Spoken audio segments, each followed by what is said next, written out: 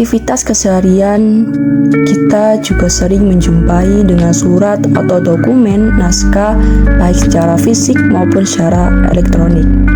Dan setiap surat atau dokumen naskah yang tercipta akan menjadi arsip bagi organisasi maupun dalam perseorangan. Dalam penyusunan dokumen atau naskah tersebut harus melakukan pemberkasan, merupakan penempatan dokumen ke dalam suatu himpunan yang tersusun secara sistematis dan logis sesuai dengan konteks kegiatannya, sehingga dapat menjadi satu berkas karena di dalamnya memiliki suatu informasi yang sama jenis dan kesamaan masalah. Untuk tujuan pemberkasan yakni yang pertama, menemukan kembali informasi secara cepat dan tepat. Kedua, dapat mempermudah dalam melakukan penyusunan dokumen arsip. Berkas yang baik yakni dapat menyusun berkas sesuai dengan runtutan dari awal sampai akhir kegiatan. Alat atau komponen dalam penyusunan berkas antara lain folder map atau gantung, sekat primer, sekunder dan juga tersier, dan juga filing kabinet. Dalam tata cara pemberkasan mengacu pada Peraturan Menteri Keuangan Nomor 196/PMK.01/2019 tentang Pedoman Kearsipan Lingkungan Kementerian Keuangan. Di dalamnya terdapat klasifikasi yang digunakan dalam melakukan pemberkasan. Dan untuk detailnya, mari kita simak dalam video berikut ini.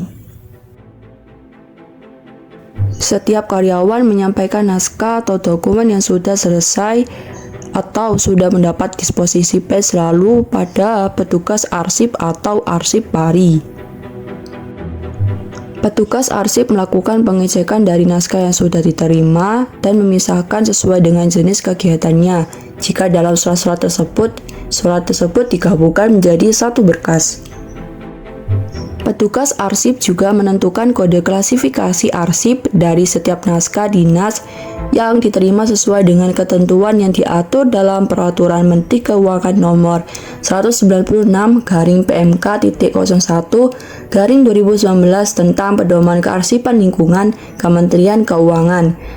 Melakukan penginputan naskah ke dalam daftar berkas dan daftar isi berkas arsip aktif.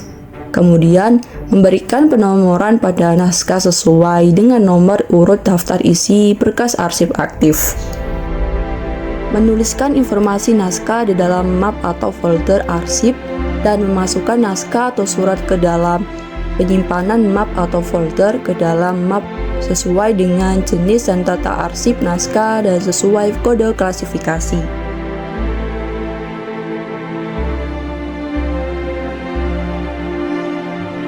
Untuk mengetahui penyimpanan naskah, petugas arsip dapat mencari naskah yang akan dipinjam dalam daftar berkas arsip aktif, melakukan pengambilan naskah, menuliskan informasi naskah yang akan dipinjam yang meliputi jenis arsip, jumlah peminjaman, dan tanggal peminjaman pada lembar out indikator.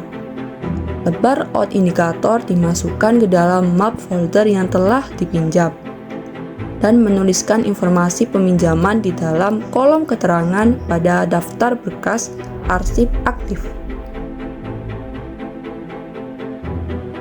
Nah, seperti itu teman-teman. Demikian penjelasan dari penyimpanan pemberkasan arsip. Semoga video ini bermanfaat dan terima kasih. Sampai jumpa.